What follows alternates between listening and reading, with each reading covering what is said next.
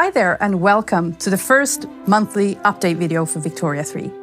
My name is Sanna and I'm part of the community team for Victoria, and this month we're going to talk about some of the core economy features of the game. We're going to start off by talking about POPs. So POPs are collections of people in Victoria.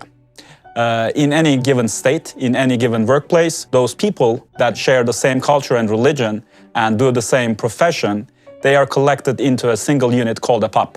For every single POP, we simulate details such as their wealth, their size, and their size broken down into workforce versus dependents, how many of them are loyalists or radicals, how many of them are literate. Everything you change about your society will have some sort of an effect on the POPs. All those details that are simulated about them will shift in reaction to the changes in your society. For example, if you were to provide them with education, their literacy will grow up, which will in turn increase their qualifications, which will enable them to pick up more advanced jobs in their workplaces. Similarly, if the price of a good increases in your market, those people that need to buy it will have to spend more of their paycheck on that. And this will mean that their wealth level will decrease, which might cause them to become more and more disgruntled. The most basic profession a POP can have is that of a laborer. Other than that, they can have many professions, including being an engineer, being an aristocrat, being a machinist, or a clerk maybe. An important detail that we keep track of POPs is that how their size is divided between the workforce and the dependents thereof. Only that part of a POP size that is considered part of the workforce can gain employment in the industrialized buildings of your nation. It all boils down to the POPs, it seems. And now we move on to capacities. So capacities are generated currencies, but they don't accumulate over time. Instead, you have a continuous production and a continuous consumption of a certain capacity. So for example, for bureaucracy, you generate bureaucracy by constructing government administration buildings that employ bureaucrats and clerks to work there who also consume paper, all at your dime. And in return, they provide you with some bureaucracy. You need this bureaucracy in order to tax the people in your incorporated states, and also provide institutions that give some sort of support to the POPs or help you run the country. So a very different kind of currency that still works in a similar way is authority.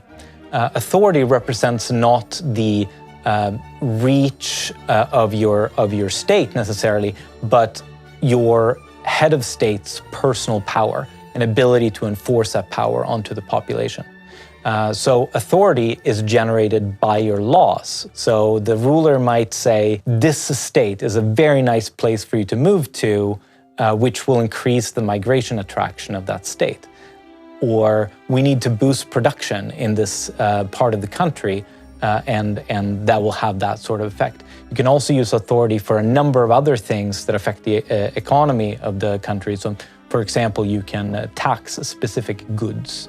It's another very prominent way of doing it, or embargo certain goods.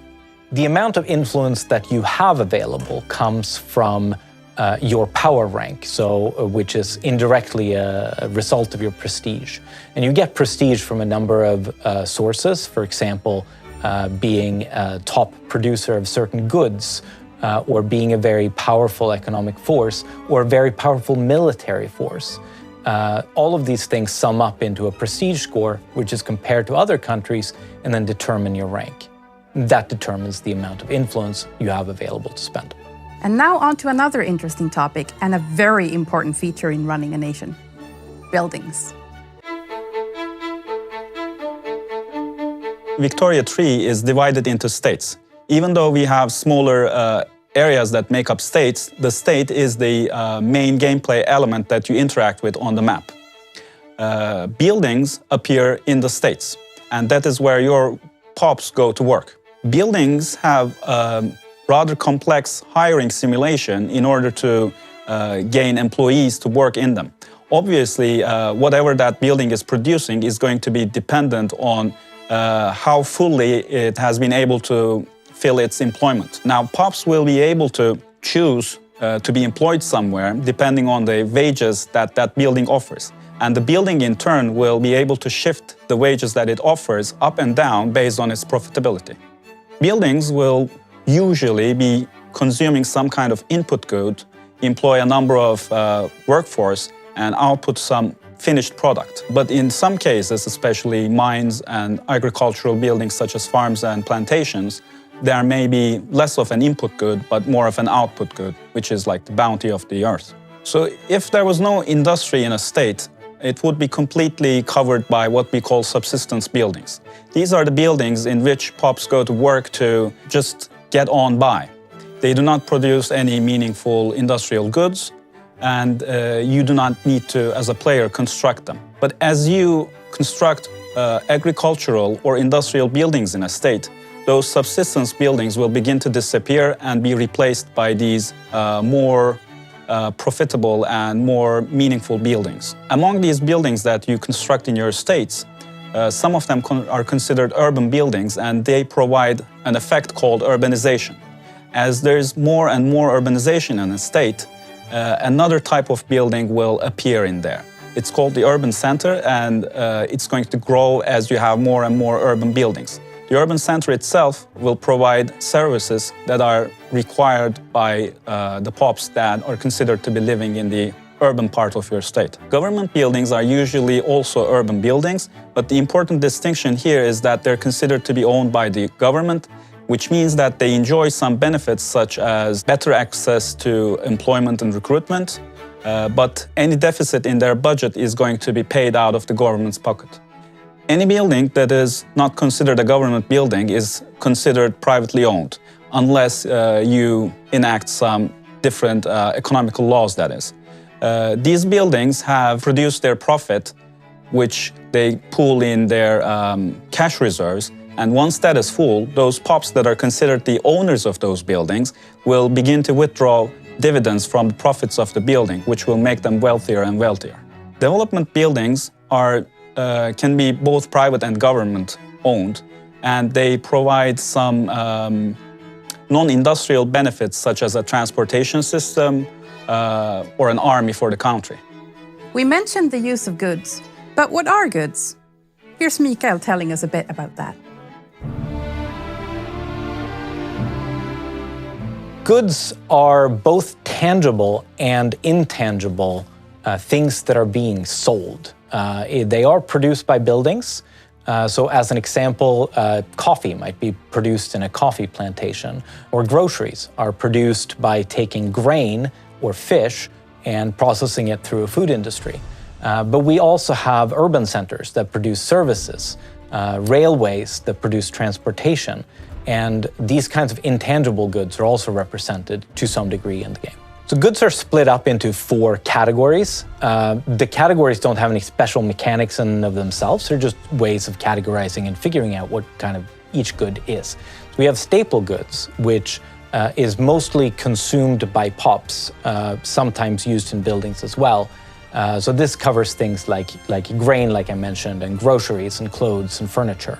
Then we have industrial goods, which are used in the production of other goods. And that could be tools or coal or steel. And we have luxury goods, which are also consumed by pops predominantly, but mostly by very wealthy pops. And that covers things like luxury clothes, wine, and exotic things like porcelain that might not be manufactured locally. Sometimes these goods might not be readily available in the core parts of your country, and you might have to import them or extend your reach through colonialism in order to gain access to them. Finally, we have military goods, which are used in the business of war, of course, and this covers things like ammunition, small arms, all the way up to airplanes and tanks. Goods can be produced in a variety of ways, and that leads us to our next topic: production methods. So we've already talked about how with buildings don't do anything on their own. They need POPs to work in them in order to do anything meaningful. It's a little more complicated than that even, because every building has a variety of different production methods, which is what's actually causing the building to have some sort of effect. As an example, if we take textile mills don't do anything on their own. The production method of producing some clothes takes an input of fabric and outputs some clothes, and in the process employs some people, for example, laborers in this case, maybe some machinists. But there are multiple different production methods in a building. So you might decide that I also want this textile mill to produce some luxury clothes. And as a result, that will create some job opportunities for some shopkeepers to hawk these clothes and also divert some of the basic clothes production into luxury clothes production, in addition to silk, which is also required in order to make this happen. So you can configure and customize your buildings in all kinds of different ways in order to have different effects. So production methods are uniquely scripted on each building, and although they can have certain aspects in common, like electricity or railroads or other things that are used by different industries, they are unique to the building and can have unique properties on each building. And we'll limit ourselves design-wise in the game to exactly what production methods do. They have some effects outside of the goods inputs and outputs, but we usually just do labor and mortality or something like that for nitroglycerin and similar dangerous production methods. But from a modding standpoint, these are handled through modifiers, and these are the same modifiers that are used to do anything else in the game, from the political system to the economics to anything. So production methods from a modding standpoint could do almost anything. Production methods are totally free-form in how they are scripted, but in the game we found it useful to group them into 4 main categories. So there's a base category that produces, that's the sort of base output of the building. So for textile mills, that will be consume fabric, produce clothes. Then we have a refinement method, which lets you trade one of those base outputs for a more refined version of that. So in this case, it will be basic clothes plus silk means luxury clothes. Then we have automation processes, which consume some industrial goods, but let you operate the building without a lot of the previous unqualified workforce. So for example, once you invent dough rollers in food factories, you don't need to employ as many laborers, but you might need some additional tools in the process.